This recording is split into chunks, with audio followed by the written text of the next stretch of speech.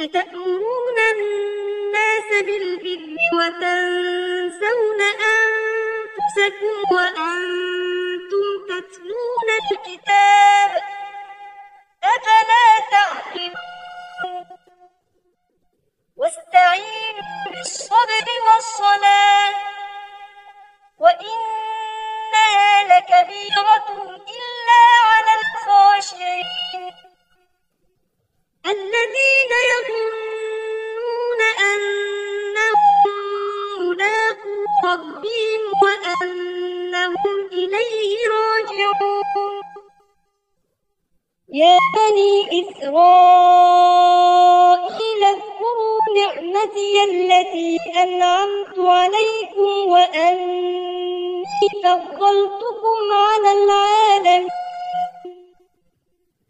واتقوا يوما لا تجزي نفس عن